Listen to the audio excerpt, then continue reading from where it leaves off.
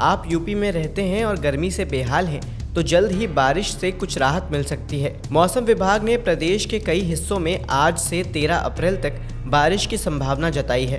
राज्य के चित्रकूट, कौशाम्बी, प्रयागराज, जौनपुर, मिर्ज़ापुर, वाराणसी, सोनभद्र, चंदौली, गाजीपुर और बलिया में गरज चमक के साथ बारिश के आसार हैं। पश्चिमी यूपी में भी लोगों को गर्मी से राहत मिल सकती है।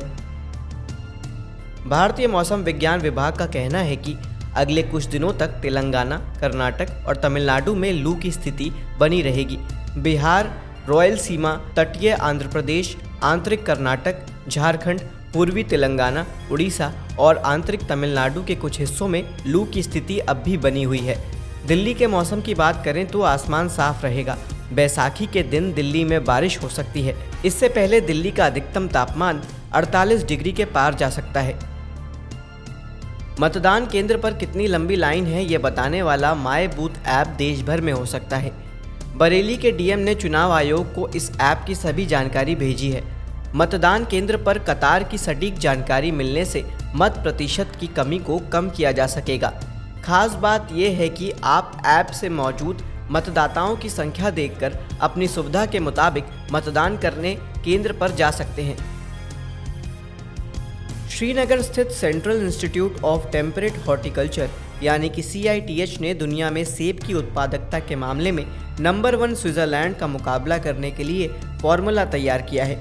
इस फॉर्मूले का CITH कैंपस में ट्रायल भी हो चुका है, जिसमें भारत को सेब की खेती में 60 टन तक की उत्पादकता मिली है। अब इसे आम किसानों के खेतों तक पहुंचाने की तैयारी की जा रही है। यहाँ सेब की उत्पादकता सिर्फ 8.87 टन प्रति हेक्टेयर है, तो वहीं इस मामले में 60.5 टन प्रति हेक्टेयर के साथ स्विट्जरलैंड दुनिया में नंबर 1 है। कृषि वैज्ञानिकों ने किसान भाइयों को हाइब्रिड टी गुलाब की खेती का सुझाव दिया है। इस किस्म का गुलाब 40 से 50 पंखुड़ियों वाला होता है, जो देखने में काफ़ी सुंदर लगता है। इसके अलावा अल्बा गुलाब को भी खेती के लिए अच्छी किस्म माना जाता है। इसमें हल्के गुलाबी रंग के फूल आते हैं और यह एक साल में मात्र एक बार ही खिलता है। इस किस्म के गुलाब गर्मियों के मौसम की शुरुआत से ही फूल देना शुरू करते हैं। गुलाब की खेती जुलाई से अगस्त महीने में करनी चाहिए।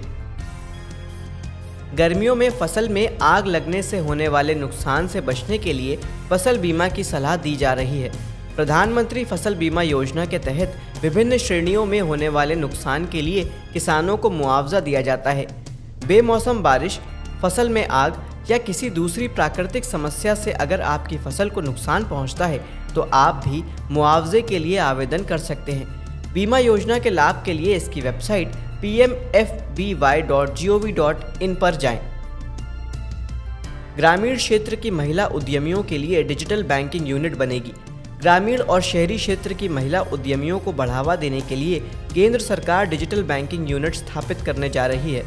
इसके तहत महिलाओं को निवेश में कोई दिक्कत नहीं होगी। इससे PM स्वनिधि, लखपति दीदी जैसी प्रमुख योजनाओं से जुड़ी महिलाओं को भी लाभ मिलेगा। वेस्ट डिकम्पोजर तकनीक से उत्तर प्रदेश में पराली से होने वाला प्रदूषण कम हुआ है। जैव अपघटक के अंदर जिंदा कीटाणु होते हैं, जो हमारी फसल से निकले कृषि अवशेष में पहुंचते ही उसे 30 से 35 दिनों में डिकम्पोज कर हरित खाद बना देते हैं। फसलों की कटाई के बाद देश में पराली जलाने की समस्या गंभीर है। यूपी में किसान अब पराली जलाने की बजाय इसे हरित खाद में परिवर्तित कर देते हैं, जिससे पर्यावरण सुरक्षित होने के साथ खेत की उर्वरा शक्ति भी बढ़ रही है। वैज्ञानिकों का कहना है कि पहाड़ी इलाके के किसानों को पीला रतुआ रोग से बचाना चाहिए। अगर खेत में किसी तरह के लक्षण दिखाई दे रहे हैं तो तुरंत फफूंदनाशक दवा का खेत में छिड़काव करना चाहिए। इसके अलावा किसानों को खेत में नमी भी बनाए रखने की सलाह दी गई है। खेतों में चूहों को भगाने के लिए कनेर के फूलों को तोड़कर उनके बिलों में रख दें, चूहे भाग जाएंगे। कृषि जानकारों ने कनेर को एक औषधीय फूल बताया है। जानकारों का कहना है कि इसके फल को एक बार जिस बिल में रख दिया जाता है उसमें चूहे दोबारा नहीं आते हैं। कनेर का फल जहर है, इसलिए कभी खाने की गलती ना करें।